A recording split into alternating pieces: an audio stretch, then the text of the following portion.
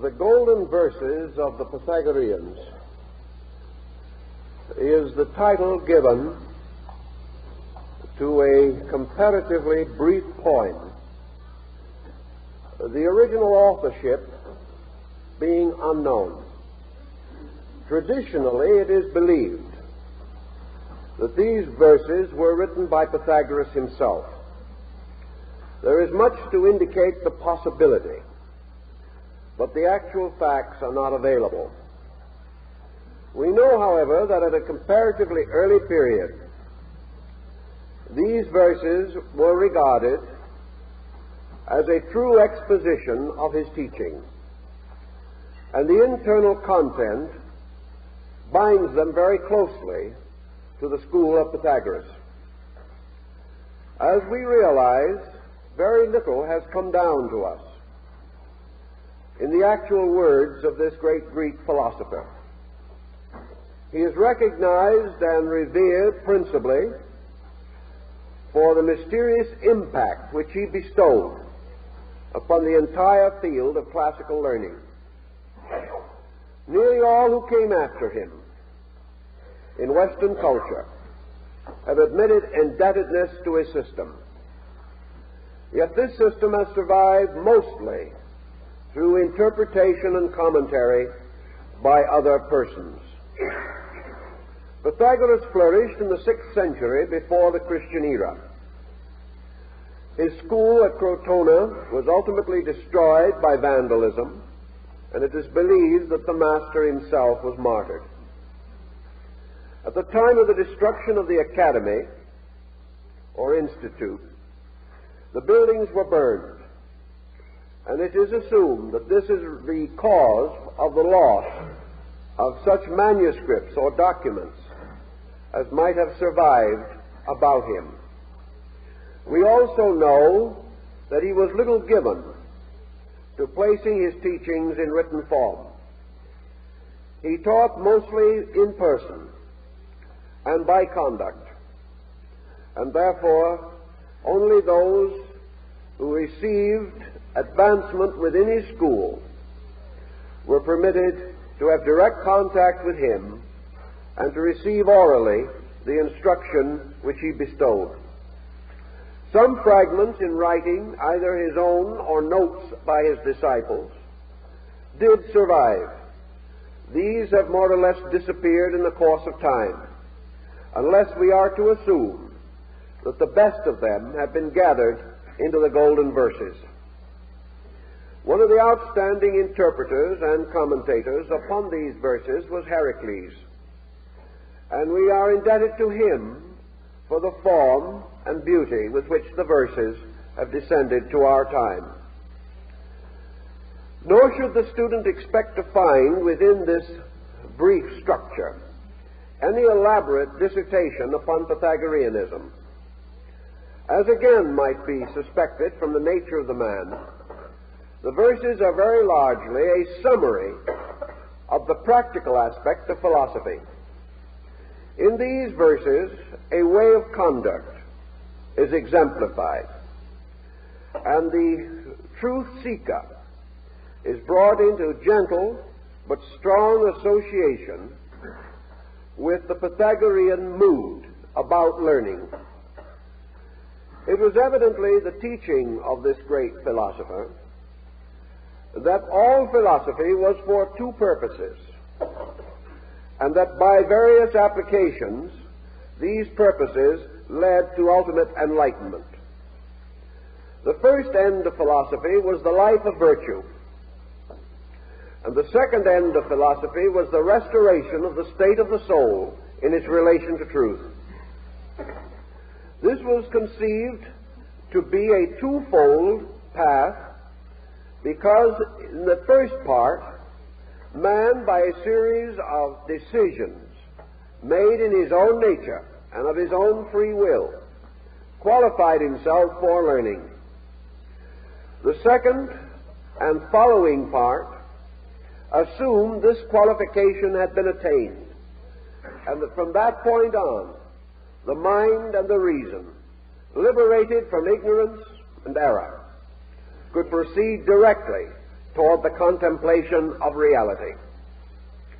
The verses are a sort of Orphic hymn, much in the classical mode of the time, and begin with the importance of man establishing the practice or habit of venerating naturally and simply that which required or invited a veneration. Therefore, the verse is opened with the simple reminder that it is the duty of all good persons to venerate the good, to hold in highest esteem those divine powers which are the fountains of good.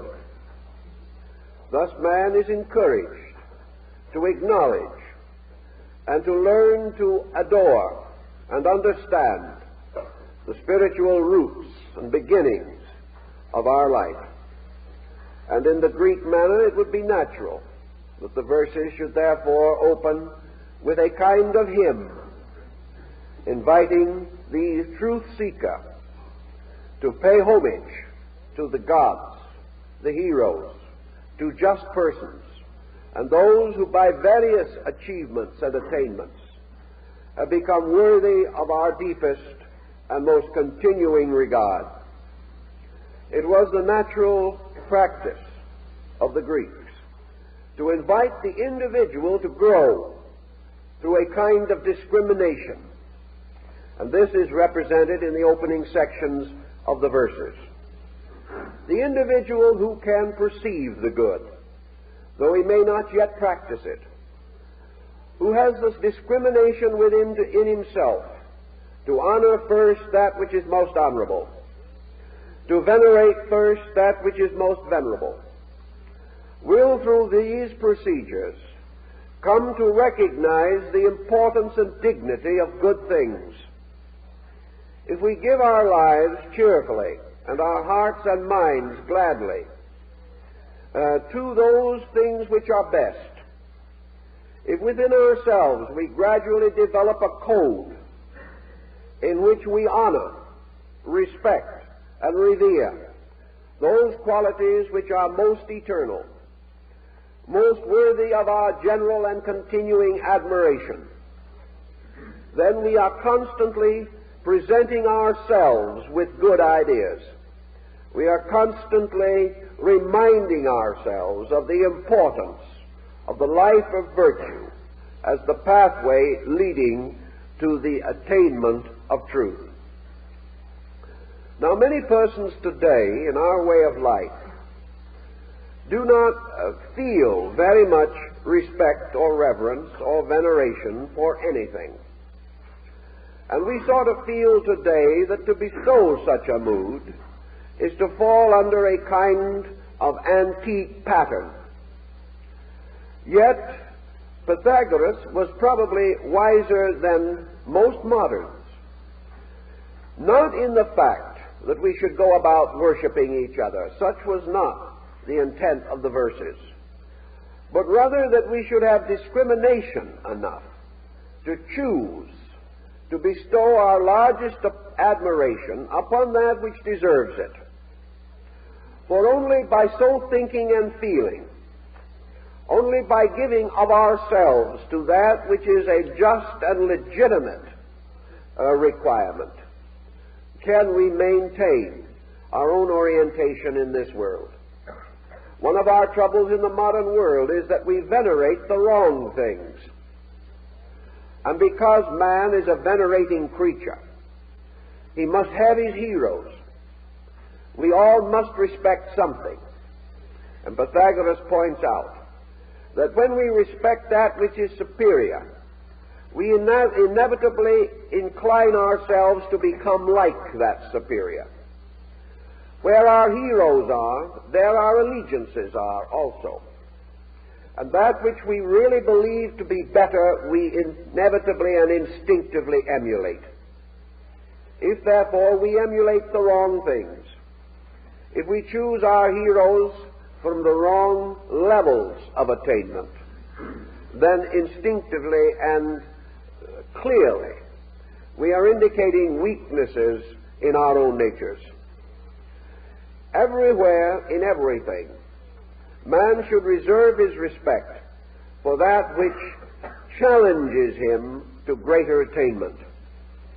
The craftsman instinctively respects a superior artisan, one whose knowledge is greater than his own.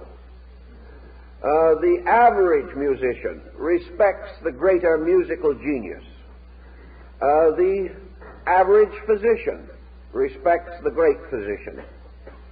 All of us are inclined to respect achievement in fields that we understand.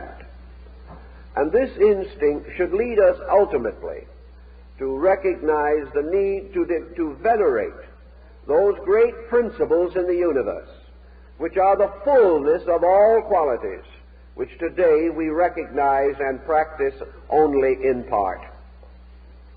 If, therefore, in any generation, we examine those persons or things most admired and respected, we come into a valuable psychological key to the qualities of that generation, to its instinctive interests and indifferences.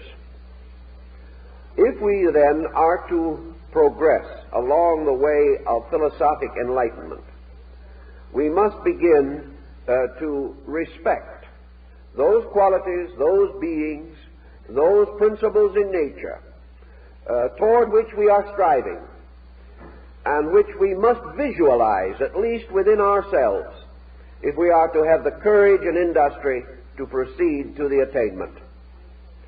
This then becomes a continual, gentle remembrance of great and good things, and our willingness to choose between good, better, and best, always seeking to discover the best, and by so doing to challenge ourselves to be like the best.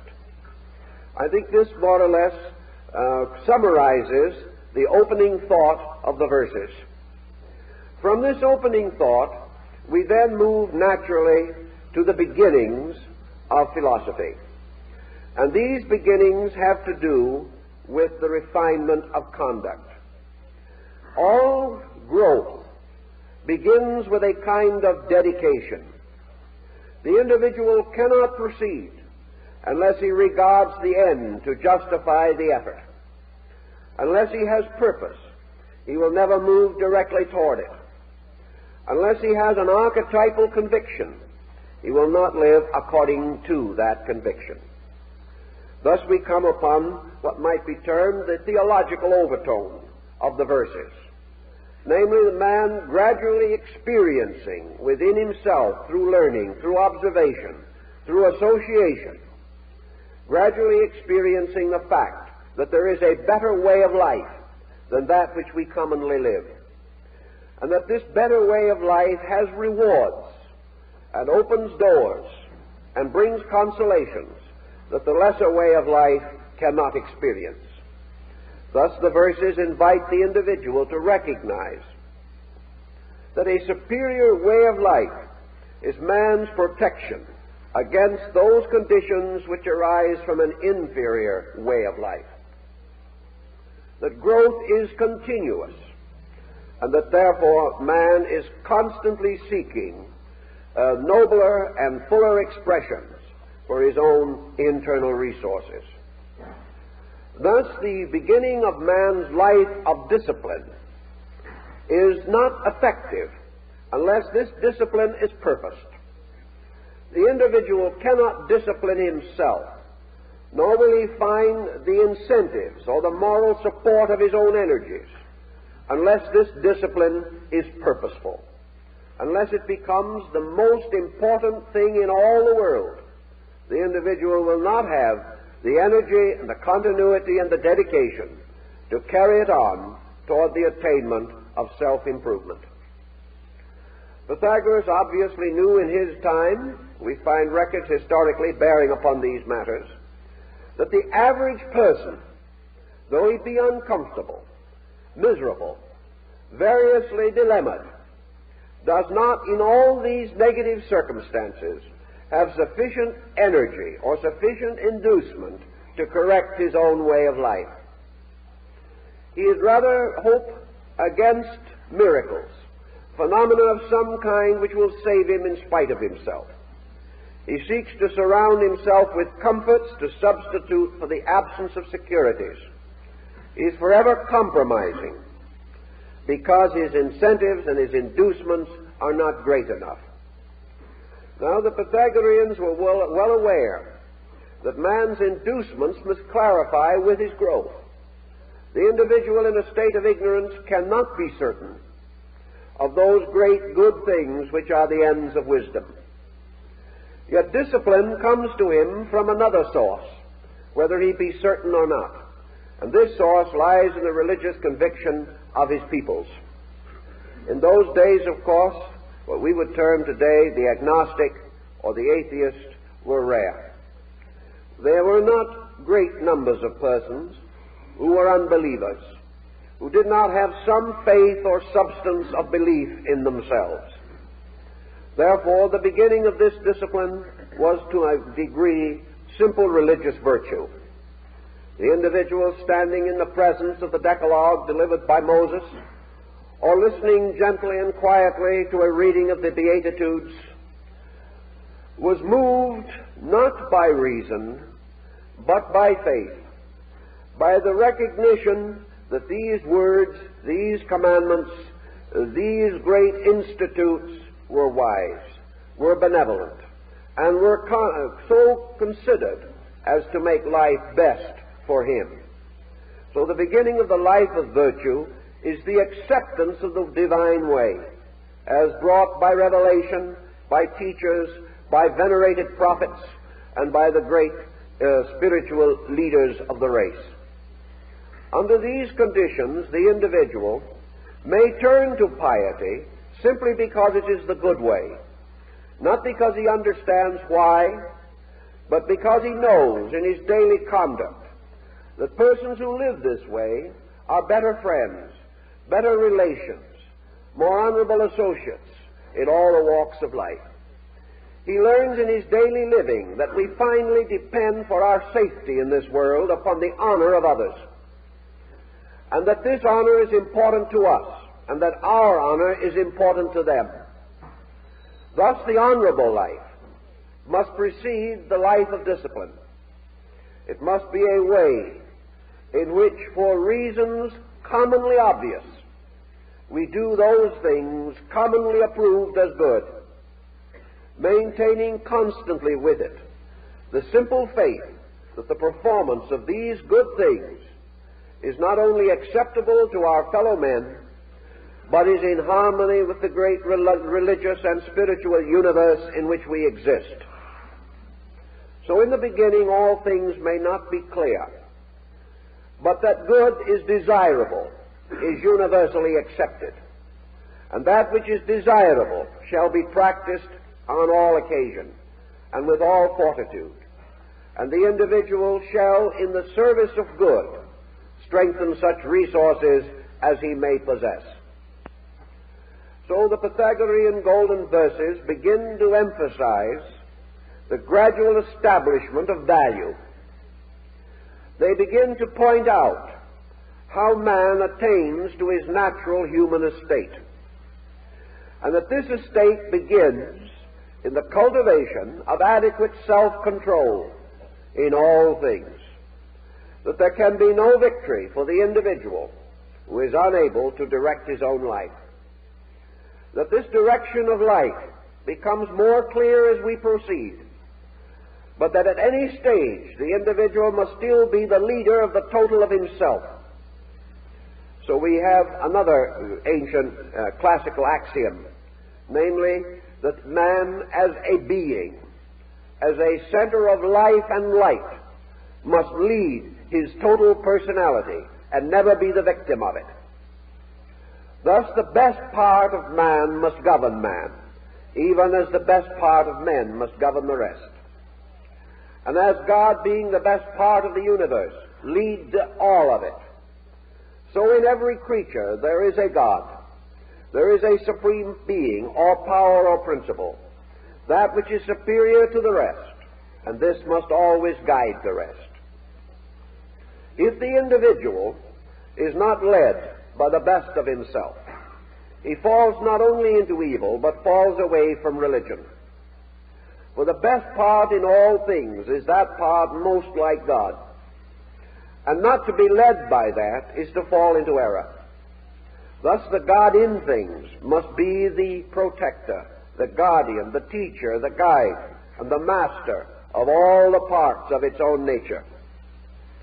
So man seeking for understanding, seeking for discipline, seeking ways to put his life in order that he may be acceptable to the Most High, must first of all choose or select the best of himself and make this leader of the rest. Now, in the Pythagorean system, being a philosophical school, it was assumed that in man, that which we call reason is the best part. Now, reason is not just mind, nor is it just emotion, nor is it just higher thinking. Reason is that thing or power or faculty in man which determines the reasonable, which determines those things possible, likely, those things next in sequence. Reason not only lifts man from a lesser state, but it prevents him from tumbling headlong into an unknown state. Reason not only hastens him from his ignorance, but reason also slows his step when he comes to things more difficult than he can immediately manage. Thus reason becomes a constant impulse toward the reasonable. And the reasonable in turn is the essence or principle behind the practical. Therefore all things truly practical are reasonable, and all things truly reasonable are practical. And that which is practical is that which makes possible in each instance the greater good.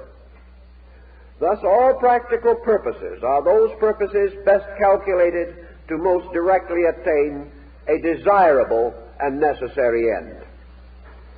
That reason should lead, therefore, means that the individual should be led by his own discriminating power. And discrimination is not only a stimulant, a principle of aspiration in man, it is a moderator.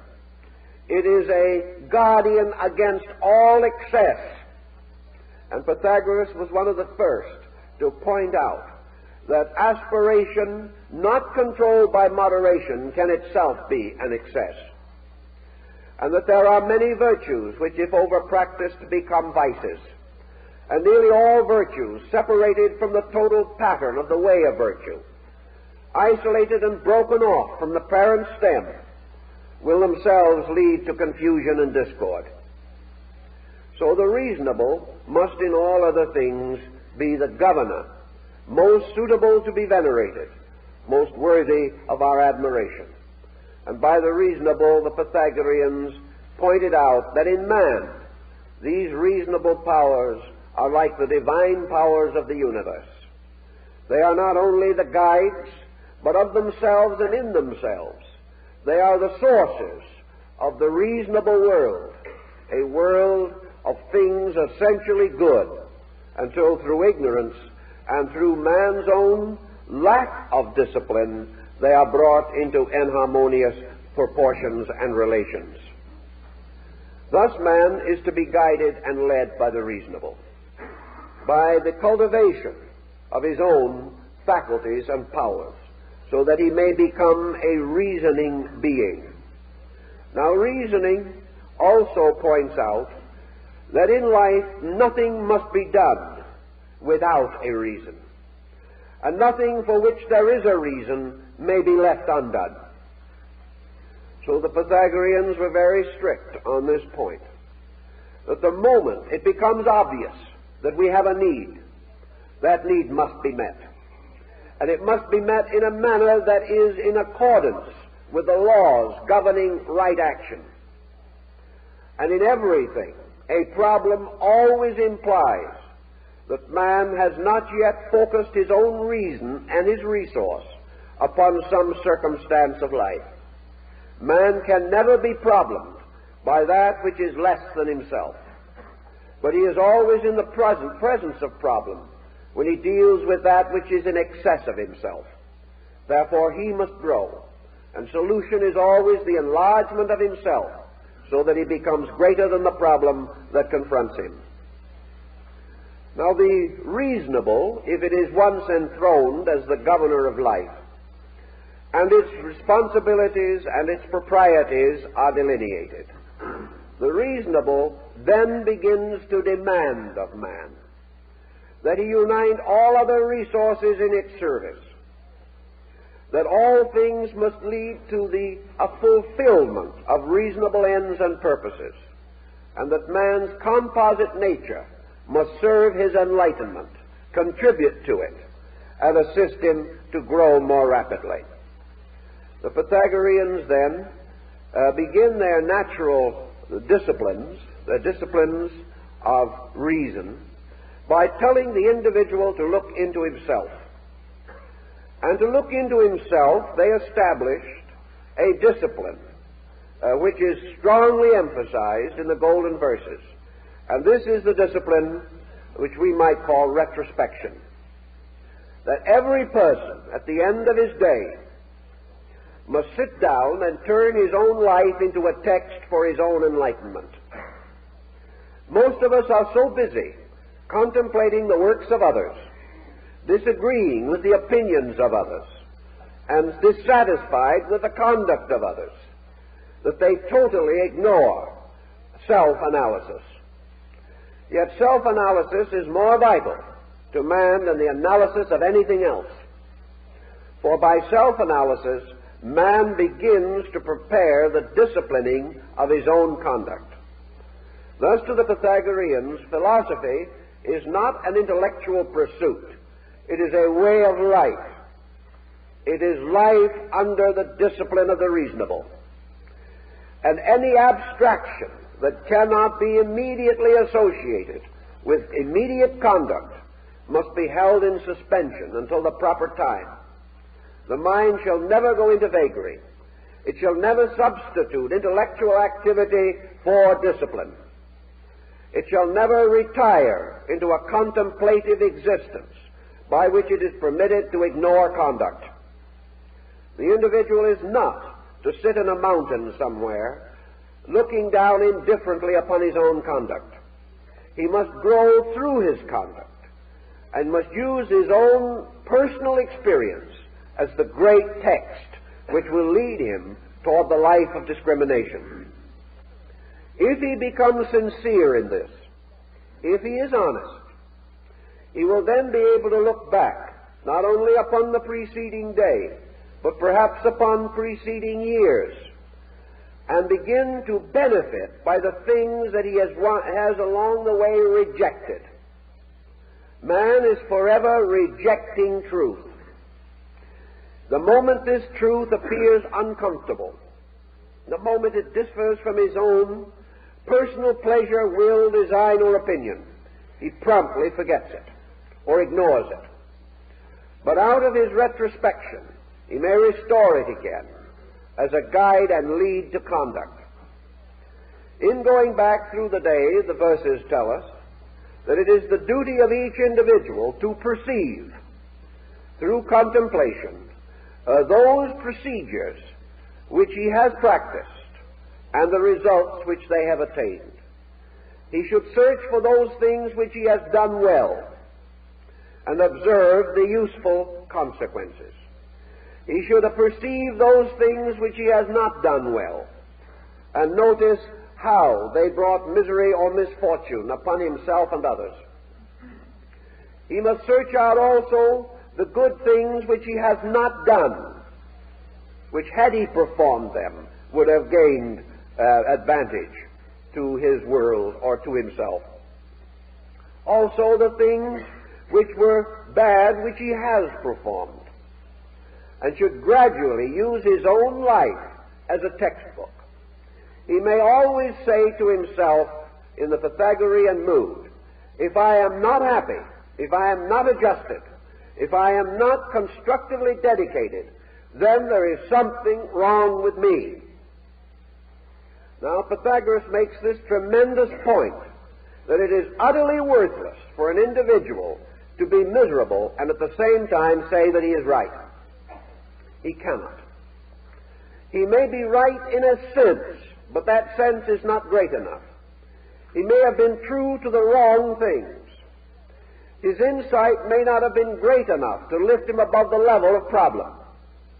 But the individual who cannot solve his problem in some reasonable way is not, as yet, capable of regarding himself as above error. He is imperfect, or his works are perfect.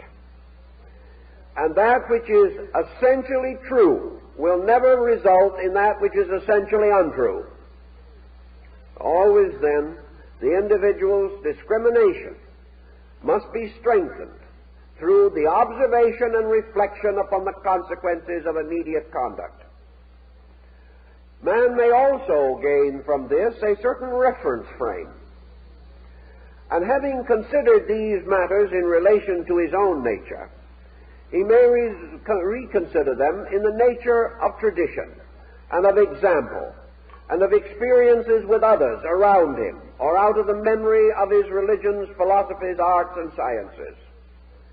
He will then observe that though they may be persecuted in their own time and regarded as offenders in their day, those whom the world best loves and most remembers are those who were true to the great discipline of ethics. That those who have practiced certain virtues have gained certain everlastingness as a reward. So the person, thinking in terms of self-improvement, can see not only a personal advantage but a universal advantage. He can perceive the justification, and he can also perceive that the attainment is possible, for others have attained it, and by attaining have become the universal benefactors of mankind. The verses then stress this important practical self-analysis, that the person should use his own life as a constant and immediate text, and by so doing, and using every available amount of reason that he possesses, he must begin to invoke the central part of life. For example, if an individual is utterly confused, and there is no center of integration within him, then obviously the divine part of his own nature is submerged. For deity cannot be confused. Truth and reason cannot be confused. And if man, looking upon a stormy sea within his own psychic life, sees within himself no strength, no hope, no verisimilitude, then that individual has failed, or is failing, to call upon those resources most available to him. He must then gradually restore the dignity of superiors within his own nature. He must do so because he must have leadership. The failure of central leadership means confusion and chaos, and no individual can do well in a chaos. Thus he must elevate some principle within himself, and this principle, by whatever name he calls it, is still the personification of the divine attribute. Some individuals in this emergency seek to draw into integration the concept of God, hoping in this to find an inward strength against outward stress. Others may seek to build character or conduct. They may say, at least I will be honest, or I shall try to see good in all things, or I shall place love above hate, or I shall place wisdom above ignorance, or I shall regard the need for the improvement and integration of my own resources. I will put learning above lack of learning. I will put knowledge above lack of knowledge. I will put order above chaos. Whatever we do, whatever decision we make, we must elect from our parts a leader, and that leader must guide us. And that leader must be some phase, value, or quality of good, something strong enough to inspire us to go on. The moment we establish this leadership, many of our troubles cease.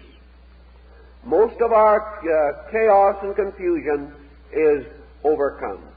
The golden verses state it rather modestly. They say that the individual who has this true internal leadership suffers from a minimum of ills, whereas others have many disasters. This leadership gradually reduces disaster. We may not immediately dispel all of it, but that part which we cannot dispel, we are now enabled to meet and carry with natural dignity. So for man in his various intermediate stages between ignorance and wisdom, we depend upon the leadership of the best in ourselves, and we depend upon reason bestowing patience, bestowing understanding, and making all things a little more useful, so that we are often able to recognize the wisdom and goodness in those circumstances which previously disturbed us. Little by little, through these disciplines, then, we begin the integration of a useful and constructive life. Now, the Pythagoreans imposed the discipline of reason upon the immediacy of conduct in this way. They said that man naturally is responsive to impulse, and that in a moment of emergency, the impulse comes first and the reason comes later. Therefore, it is up to man to remove emergency as far as conceivably possible from his entire pattern of life. Emergency is not as stupendous, tremendous, or inevitable as we think. That which most frequently and easily corrects or prevents emergency is moderation. Nearly all emergency arises from an immoderate situation. Emergency, for instance, arises when we have delayed too long in the use of judgment. Emergency arises when we come into the presence of the unexpected, when in sober truth we should have expected long before. Emergency comes with the impact of a sudden incident, yet there are very few sudden incidents in life. Thus, emergencies may be reduced. There are some which we probably cannot immediately cope with. But the daily emergencies which lead us to the common mistakes, which in turn gather to cause an unhappy life, these emergencies are most of them to be easily prevented, easily met, if the individual will use discrimination and will be led by the principle of wisdom within himself. Thus, our life to escape emergency must be, says the verses, the life of moderation. Moderation, for instance, in itself cuts away from us much discord.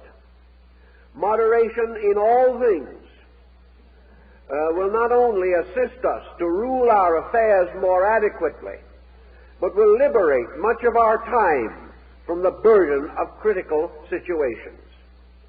Moderation also prevents those excesses of temperament by which we push matters too rapidly, or also will prevent us from permitting emotion to dominate conduct in a critical situation.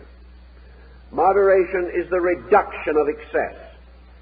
It is the reduction of ambition to reasonable bounds, itself something that will protect health, happiness, and help to strengthen the relations of life. I was talking to a family not long ago in which the family is bankrupt simply because the man of the family is inordinately ambitious. He is so ambitious to attain certain things that he is neglecting life itself for these things. And in all probability, if he continues his present course, he is heading into a nervous breakdown, or he is heading into a heart difficulty. And this ambitious man, who has had no time to live as a father, a husband, and a friend, will probably drop dead in his 50s without ever having achieved the natural good things which life could bestow. Naturally, his attitudes are warped by the lack of social adjustments, and he is a poor person because his ambitions have never been moderated by other values.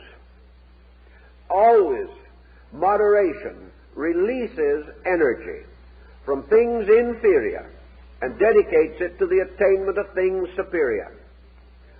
Moderation in living reduces the jealousies and envies of our associates. When we try to live beyond our means, we make enemies. We also destroy the trust that people have. And when we become hopelessly in debt, we destroy our own security. By doing all things moderately and reasonably, living in the natural dignity of our kind, and placing the attainment of value above the attainment of things, yet at the same time neglecting no duty or obligation. Thus we become moderate creatures, and through moderation relieve ourselves of a great variety of emergencies. The individual who has all lost his furniture, his automobile, and his house because he could not keep up his payments is a person confronted with an emergency, and we may be sorry for him. But he will continue to have emergency because it is in himself and not in the financing corporation. He has simply failed to be moderate. He has failed to be thoughtful. He has failed to let reason guide his conduct. Therefore, he is in trouble. And as Pythagoras even then pointed out, such men in such emergency curse the gods, failing utterly to see that it is their own mistake. By moderation also, we reduce pressures, and pressures release thought. And where pressures come down to a moderate level, the individual has greater mental leisure. He has greater opportunity to plan. The more emergency-filled his life is, the less energy he has for planning and purpose. And ultimately, he becomes totally absorbed in his desperate effort to adjust to the moment. He lives for the moment and dies in one of those moments. Thus, the disciplines of Pythagoras begin with a very practical situation, namely this placing of a good shepherd, a leader of souls, inside of each person. This shepherd that is kindly to the wayward sheep, and even kindly to the black sheep, the one faculty in us which does not like to get better. And we continue to wander, but the good shepherd and his kindly dog, which is philosophy, for philosophy is the dog of wisdom, helps to bring back the sheep again and keeps them in the sheepfold, which is the right way and the right place and is security. Consequently, in all these things, man must become his own good shepherd, watching the flock of his emotions and desires, and making certain that the stray sheep does not fall victim to the wolf of avarice. If he is careful, thoughtful, and loving in these pursuits, he is already tempering himself, beginning to have the possibility of internal experience. For actually, when we put our outer life in order, we free our inner life. We give it an opportunity to do those things and be that thing which is right. Now, as we begin to overcome these weaknesses, we clarify the values in terms of internal. We discover that the ways of the internal are more beneficial, more pleasant, more useful than the ways of the external. We realize that every part of ourselves, and in the golden verses some emphasis is placed upon the body, that it is proper that man should regard the body as the instrument of his purpose, that he should be kind to it, guard it, take care of it, and preserve it by his own reason from any excess that will injure it. But if his own reason and his own emotions themselves are addicted to excess, then he works a terrible hardship on his body, bringing it down to ruin and bringing with it the ruin of his inner life. Thus the importance that man's leadership shall be complete, but always benevolent. Man is not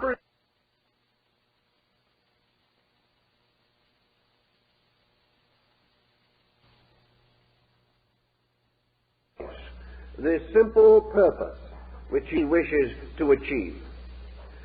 He must then, according to the golden verses, realize always that to the degree he grows, he becomes a paternal or maternal being. Growth is always in the direction of parenthood. Growth is never in the direction of autocracy. Now, many persons imply that parenthood is an autocracy, and that is one of the tragedies that has burdened homes for thousands of years. The belief that the parent is by divine right the master and proprietor of his family. This is not true. The parent by divine right is the good shepherd of his family, always. He is the one to whom that family has a right to turn for protection and for understanding. The obedience given to the parent is given not to a person, but to the principles for which that parent may stand. And Socrates probably paid with his life for telling his disciple that a wise son should instruct his father, and that the mere physical relationship of father to son does not permit the father who is ignorant to dominate the son who is wiser. But it is the natural desire of parenthood to lead constructively and benevolently. But parenthood is not limited to physical things, but it is an attitude, it is a concept. The moment an individual knows more, he is more patient. The person who knows more is best able to estimate the circumstances behind the weakness of others. And these circumstances, if understood, cannot lead to condemnation. We may advise, we may try to help, but it speaks very clearly in the golden verses that the wiser person, the adjusted person, the discriminating person, is not presumed to lock himself in endless conflict with others, nor is he to judge them, nor is he to condemn them. He is to understand them. And this is the blessed privilege, for as much as the parent is indulgent with the small child, knowing that that child must pass through certain experiences, so the wise scholar is indulgent with those less informed than himself, realizing that they are children, or less mature than himself, and therefore in need of his love and affection and his intelligent guidance, not in need of heartlessness, criticism, condemnation, or rebuke alone. Thus, by wisdom, we gain patience, and by patience, all good things become possible. There is no substitute for it. By wisdom also we gain charity, and charity is not merely the sharing of goods. It comes from the Greek charitas, which means love. It is the individual giving of his own understanding, giving of what he is, not merely of what he has. All these points are made in the golden verses simply because they are part of the process that frees discrimination from the tyranny of sense. Now, most persons are much more interested in advanced studies. They want to go on to very involved doctrines. And here Pythagoras, perhaps of all the great teachers, would not accompany them. He insisted that it was useless and valueless to attempt to develop special faculties of consciousness until the ordinary part of man was put in order. That we must build upon the firm foundation of achievement in small matters, that we must grow sequentially, and that we shall never discover anything that will cure our dispositional problem except our own effort. We can never intellectually advance far enough to get out of our human problem. The only way we can solve that problem is to meet it and correct it. The only way we can gain this liberation is through this retrospective process of studying ourselves. Now, very often, this kind of study has a drawback. And this drawback is more common to us because, as we have said, the modern world is rather different from antiquity in its attitude toward life. The Pythagorean disciplines belong to a way of life in which man had certain definite values which are more or less absent in our contemporary pattern. Pythagoras lived in a world of people who were essentially simple people. He lived in a world in which man's religion was a very simple and naturalistic ritual. In those days, there was not much fear in religion, nor was there the pressure of confusion, of sect and belief, which we know today. The Greek and Italian states had their native religion. Most persons followed it. Some attempted to interpret it, but a common faith held all men together. Also, there was a great and definite tendency to admire the philosophic life. Religion and philosophy led the public mind. Those who attained in these fields were regarded as the outstanding citizens. Thus the drift or trend was toward these matters, whereas today the drift and trend is not toward these matters. And the individual does not have the common strength of a natural, simple faith which was founded in the belief in good, and that things which were natural, fine, orderly, sequential, and kindly were good. Not having this common strength today, not having this simple foundation upon which to build, we have more confusion in our ways than perturbed the ancient. At the same time, we have greater opportunity, for the greater the problem, the greater the victory. One of the primary virtues is not to be exploited, but it is to attain this end by reason, by judgment, by integrity. I believe there was a comedian here, W.C. Fields, some years ago, who pointed out that you cannot cheat an honest man. And it is very difficult, because the honest man does not expect a bargain.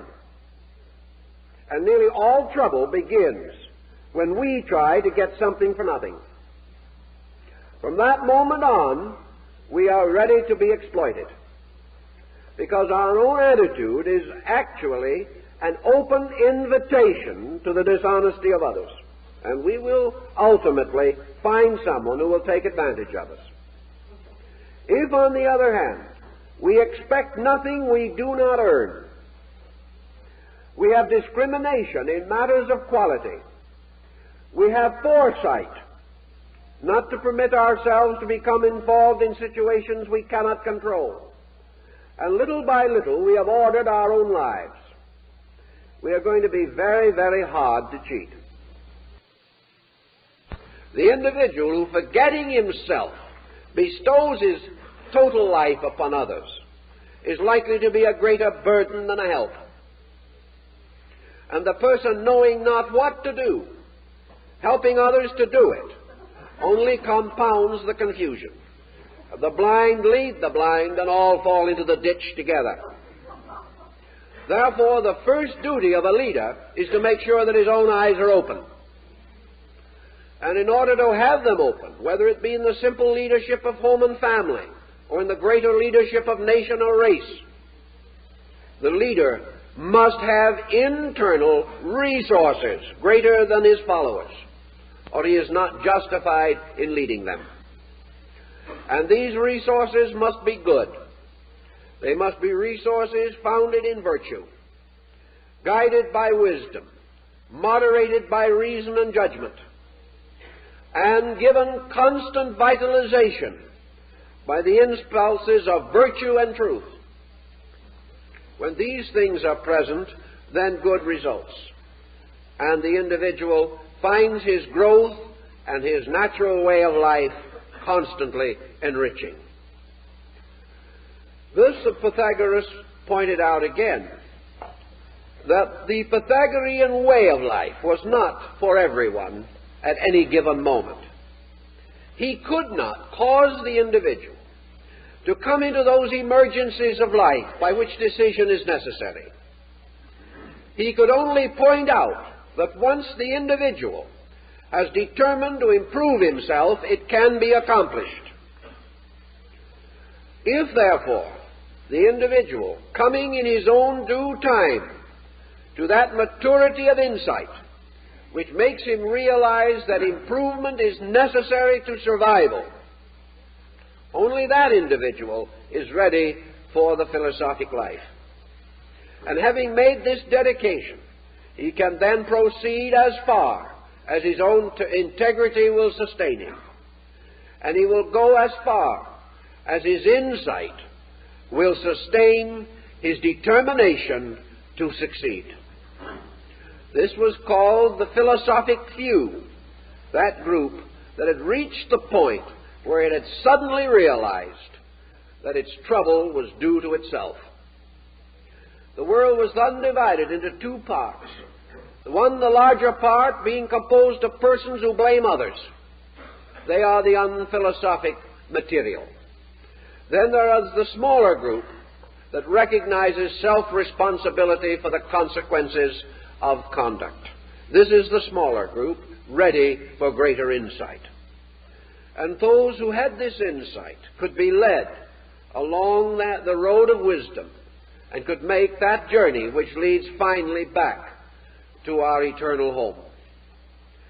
The rewards of discipline, then, are the gradual integrations of the factors of living, so that at last we can sit down quietly and say to ourselves with full meaningfulness that we live in a good world, that we are surrounded by people who are essentially good, whose conduct that has long offended us is the result of the same circumstances that impelled our conduct which so long offended them, that we are all moved by the same non-tranquilities, and that by patience and growth we have grown, and that by patience and growth they will grow. We are there to help them, but only to help them to help themselves, for no man can grow for another, and no man can save another. But by example, we can invite others to the contemplative way of life.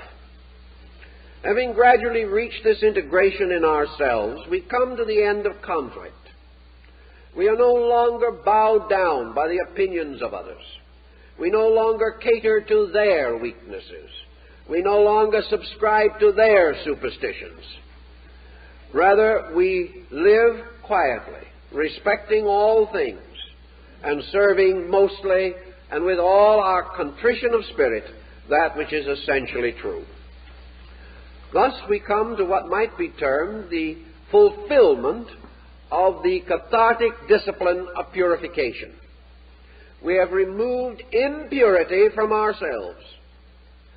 For all negative emotions, all negative thoughts are impurities. All things which are not toward the good are away from the good. And that which is not for truth is against truth.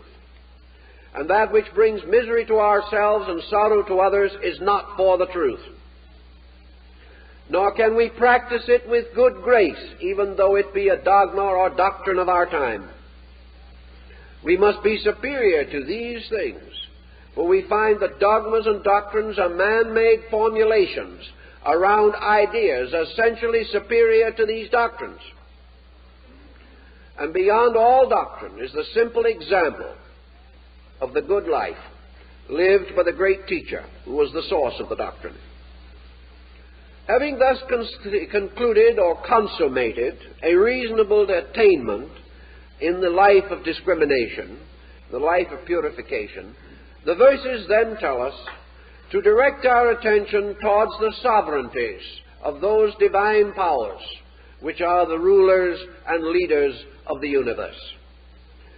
From overcoming weakness, we then move to the growing of strength.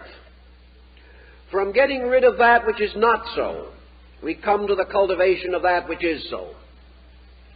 In other words, we rise above the not-self, the illusion in man, the egoism, egocentricity and selfishness, which have so long disfigured the human personality. And being freed of these lesser despots, having escaped from the tyranny and anarchy of self-will, the individual is ready to contemplate the mystery of the divine will. And all allegiances must be moved from that which is essentially human to that which is essentially divine. Yet at the same time, we must know the divine through the human, but we must understand the human through the divine.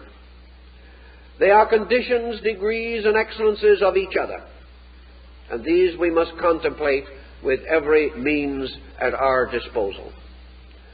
The being, the self in man, freed from slavery or involvement in the hopeless confusion and complex of externalized existence, naturally turns its face like the sunflower to the source of its own light. It naturally and instinctively rejoices in good and moves toward the experience of identity with good. As this goes along in its reasonable and proper manner, the human being finds moving from within himself the tremendous flowing of the divine will. He recognizes that to the degree that he is receptive, the divine becomes an immanent thing, filling all of his parts and members, and causing him to become more and more like the source of good. And thus the individual, through the rise of his contemplative disciplines, moves into the true state of religion. And the true state of religion is companionship with God, comradeship with universals. The individual, having given up a false allegiance, must now make a true one. And in his true allegiance, he unites himself with that sovereign power which moves all things. He becomes aware more and more of divine consciousness because he has freed himself from the obscuration of mortal consciousness. He finds himself not only thinking about God, but with God. Not only experiencing the fact of the divine as a wonderful rationalized knowing, but also emotionally reacting to it, until finally it becomes the total being of himself. Thus the attainment of the better life leads toward this mystical experience, this illumination, this final identification, which is the sovereignty of truth in the life of the person. Only after the disciplines, therefore, does man gain the power for the unconditioned veneration of the ultimate good. To venerate, we must to a degree understand. We cannot truly venerate that which is incomprehensible. Therefore, to recognize universal good, we must have some of goodness in ourselves. If we would recognize universal truth, we must have some of truthfulness in ourselves. Finding in the infinite the fulfillment and fullness of all virtues which we practice in part. But in time that which is in part shall pass away, and we shall know all things in fullness and in truth. So the Pythagorean verses go on to indicate the future state of these beings which have emancipated themselves. And of course, following the old Greek and also the Egyptian method, the philosophy ties into the mystery of death. Because death now becomes symbolical. Every time we forget the old, we die and are born into the new. The individual who gives up a grudge dies to be born a better person. For always death is the giving up of the old, and birth is the attainment of the new. Therefore, every day that we grow, an old self dies, and a new self is born. Bondage lies in continuing in the same self, without freedom. If we never outgrow what we have been, we are bound to it forever. And this is inconceivable and impossible. Therefore, we are forever being reborn. And we are forever dying out of a lessness. And with every new experience, which is like the addition of a molecule or an electron to a formula, a totally new being comes into existence. Therefore, St. Paul says, I die daily. And out of this constant death of the old and the rebirth of the new, man is moving forward in consciousness. Every disillusionment, discouragement, despair, criticism, and condemnation is another death. Every discovery of good is a new birth. Every hope that springs within us is a new birth in time. A birth of a new being dedicated to new purposes and new principles. There is an old self in each of us that must perish, and a new self in each of us that must be liberated into manifestation. And this new self is a messianic self, a self which has within it the healing of all the old problems that burdened us. Every time we become bigger than a problem, we are reborn because we have attained freedom. We are in slavery to ignorance, but we are free men in the light of truth and of wisdom and of understanding. So in the death situation or symbolism comes the idea that through the death of the old, through the death of the lower being, man is liberated into the higher regions of true being. And the Pythagorean verses go on to point out that man, having attained the philosophic death and the philosophic rebirth, the old self having died by discipline, the new self having been born by inspiration and aspiration, that this new being now transforms itself from a creature of the earth to a creature of heaven. It is like this fable of Cupid and Psyche. It is like the butterfly symbol which the Greeks used for the soul.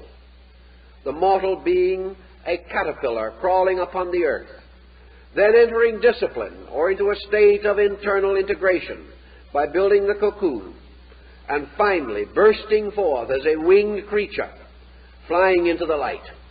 These are the states of man's soul. And it is the purpose of the golden verses to bring man to this radiant power of flight, to give him the wings of intuition and reason, that he may ascend out of the darkness of the underworld straight to the light of truth. And these are not the wings of false learning fastened on by wax, which will melt off when we get too near the sun. These are our natural wings, hidden within ourselves, not put upon us from without. And these natural wings will sustain us, for we contain within our own nature this power of flight, this power of motion directly to the source of things. And it is so moved toward the source that man attains the end of the Pythagorean life. So the golden verses declare that at the end of man's search for reality, he shall himself truly become as the gods, knowing good and evil. He shall attain to communion with the eternal powers at the root of life. He shall join with them and serve with them. He shall be their instrument, and they shall live through him. and through his own growth, man keeps the faith with the gods and releases them. For a God is born every time the God in man is born. And all good things coming into birth through man bear witness to the eternal will of the everlasting good. Man, becoming a servant of good, becomes one with the gods. And having attained this, according to the Pythagorean verses, he enters into a state of felicity. He then comes no longer into the sorrow and darkness of the unknown, but he goes forth serving good as gloriously and as fully as he has previously served ignorance. Now, if we look upon man at his present state and see how he wanders on year after year, generation after generation, age after age, performing these same mistaken things, which have mutilated and distorted history since the beginning, we find that man has an almost inconceivable capacity to continue, to do things as they have been done, to continue the processes which have become natural and familiar to him. If, therefore, this man becomes enlightened, if he truly becomes one with the divine power, he may then subsist continuously in this, finding a way of life as glorious, as happy, and as extensive as his more miserable existence is today. He will find then that all institutions which are necessary for his good will flourish, that his life and his world will be enriched, that peace will come to him, that the great enemies, sin and death, will disappear. If not literally, their power over him will vanish. For it is not death, but the fear of death that slaves men to mortality. All things not good vanish away in the light of good. And it is perfectly possible and perfectly conceivable for men to live as well as they now live badly. That only, however, through the attainment of that which is true and necessary can this be done. Discrimination then gives man this picture of well-being, of rightness, of suitableness in all things, and reminds him that he is human, that of all creatures that he knows, he has been most internally gifted with understanding, with insight, with skill, with faculties and powers, with memory and imagination, with sense and intuition, that he may accomplish all these things. That these wonderful faculties should be bound utterly to a narrow circle of materialistic activities is naturally unreasonable. Man with a tenth of the faculties could maintain himself as efficiently as the ant, whose culture and civilization, from a practical standpoint, is far greater than ours. But man has other purposes. He has other reasons for existence. And that he should have these powers and not recognize that they are invitations to growth seems incredible. That man should be able to look around him and see that he is greater than the animal, and yet have no desire to excel that animal in essential matters, is amazing and almost beyond conception.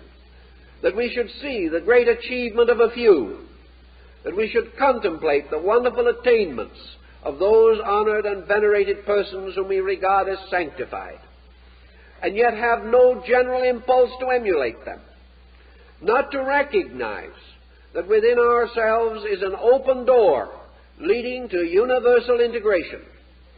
Not to see this in the presence of the power to see it means that we have long been chained and held to false opinions. The Pythagoreans 2,600 years ago sought to bring these facts to man, that man, being obviously the noblest creature that we can perceive, must also have the noblest destiny, and that this destiny cannot be fulfilled in war and pillage and competition and strife, that these things do not lead to the end for which man is intended. They do not bring him into living communion with the gods. They do not restore him to his eternal estate. They do not liberate him from sin, ignorance, and fear. These things must be attained from within. A man endowed with the power to attain will attain if he makes the sincere and natural effort.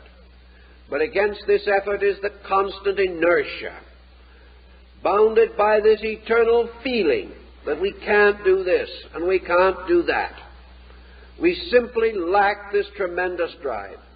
Nature bestows impetus by giving us problem and showing us that we must either solve or be miserable. And in this emergency, with all our faculties and all our powers, man decides to be miserable. He still rejects solution because this solution takes effort. And our civilization has gradually decreased our desire to use our resources for a purpose relating to our inner lives.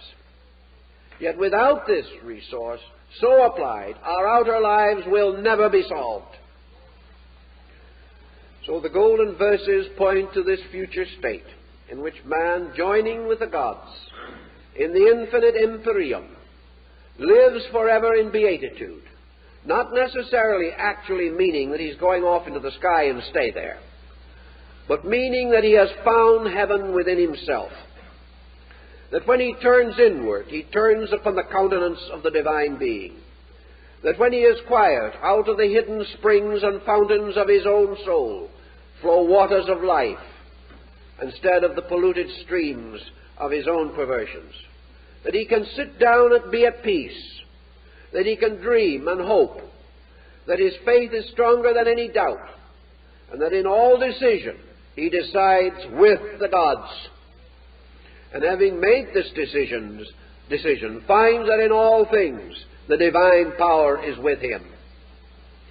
This being with the gods, being true to the rule, having the courage and insight and love to dedicate our powers and skills to that which is the greater good, this decision, this insight, brings with it the consolation of spirit that surpasseth understanding.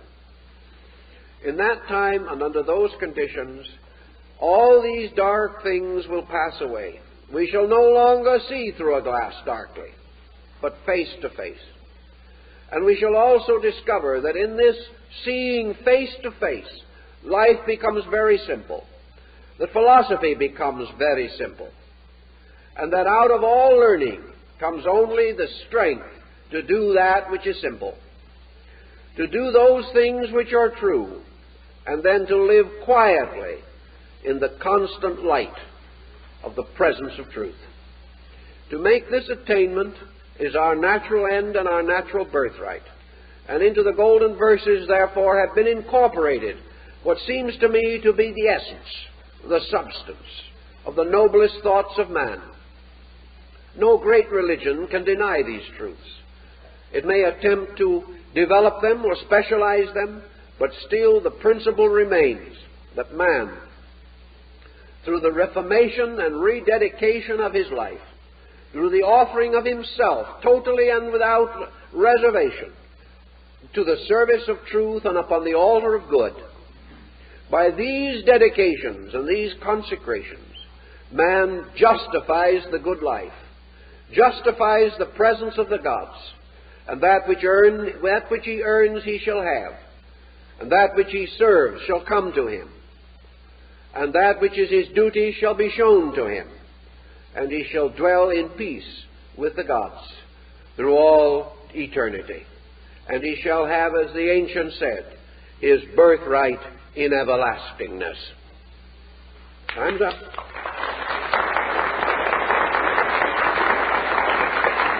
Now, I'd like to make a couple of announcements. Next week, we are going to go in somewhat into the problem of Christian mysticism as it relates to man's instinctive search for reality. We're going to specialize and develop somewhat the material of today, but there is now a new dimension added, and that is a Christianized concept of the mystical experience as found in the writings of the early Christian fathers and mystics of both the Catholic and Protestant denominations, and the subject will be the dark night of the soul, taken from the title of a mystical book.